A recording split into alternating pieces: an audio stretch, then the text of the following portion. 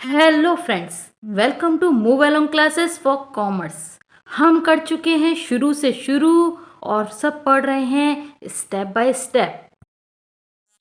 Friends, channel की previous videos को देखने के लिए डिस्क्रिप्शन बॉक्स में लिंक दिया है, आप वहां जाकर उन वीडियोस को देख सकते हैं। तो चलते हैं और करते हैं आज की वीडियो की शुरुआत। आज का हमारा टॉपिक है करेक्टरिस्टिक्स ऑफ अकाउंटिंग, यानी कि अकाउंटिंग की विशेषताएं।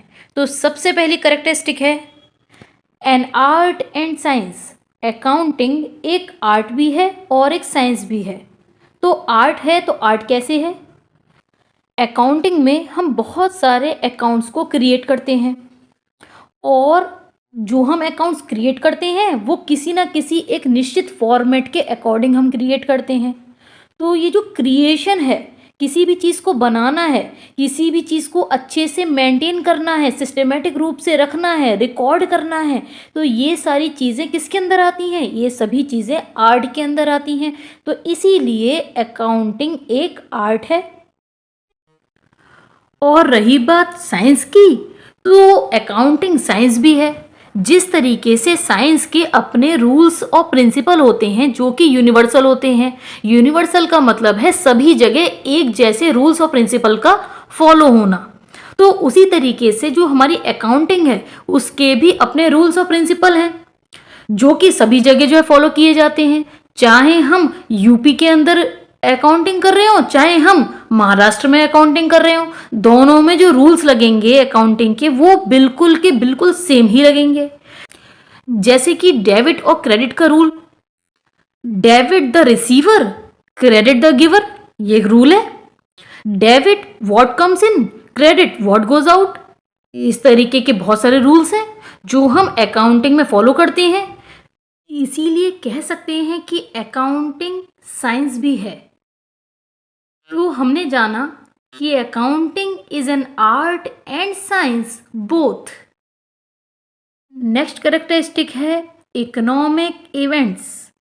अकाउंटिंग की ये विशेषता है कि जो भी बिजनेस रूटीन में इकोनॉमिक इवेंट्स होते हैं, यानी कि मनी से रिलेट करते हुए या कहें तो फाइनेंस से रिलेट करते हुए ट्रांजैक्शन या इवेंट्स होते हैं, केवल उन्हीं को ही अकाउंटिंग में शामिल किया जाता है।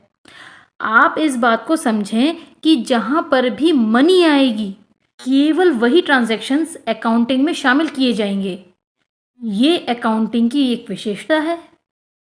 गाइस, थर्ड कैरेक्टरिस्टिक है क्लासिफिकेशन। अकाउंटिंग की यह विशेषता है कि जो भी बिजनेस ट्रांजैक्शन हैं उन्हें अकाउंटिंग में क्लासिफाई किया जाता है, यानी कि बांटा जाता है।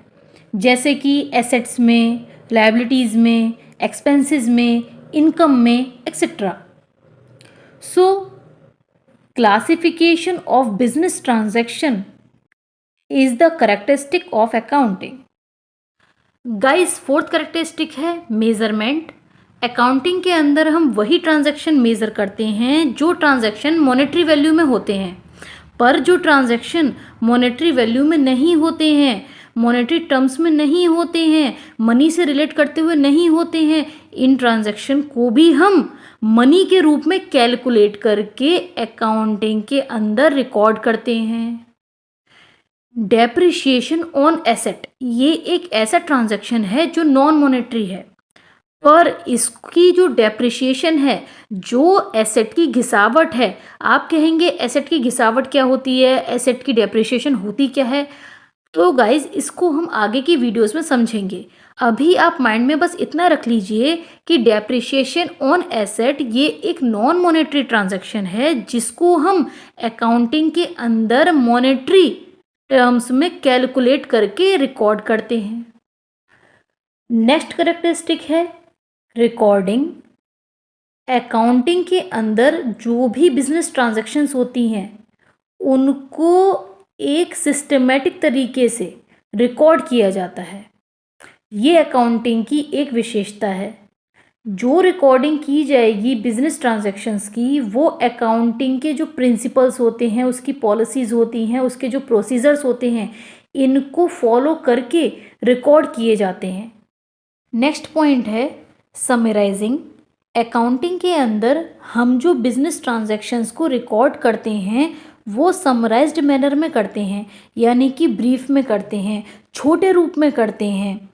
बिजनेस ट्रांजैक्शंस जो होते हैं वो होते हैं बड़े बड़े ट्रांजैक्शंस, पर जब हम उनको लेज़र में लिखते हैं, जनरल में लिखते हैं यानी कि जनरल एंट्री करते हैं, या हम ट्रायल बैलेंस में लिखते हैं, तो हम क्या करते हैं, हम उसको समराइज्ड मैनर में लिखते हैं, हम उसको छोटा करके लिखते हैं, जिससे कि जब भी हम अपने इन अकाउंट्स को अपने सामने रखें तो हमें या किसी और को जिसको भी इन अकाउंट्स की ज़रूरत है उसको आराम से एक ही झलक में, एक ही ग्लेंस में सारी चीज़ें समझ में आ जाए, उसको टाइम न लगे किसी भी चीज़ को समझने में।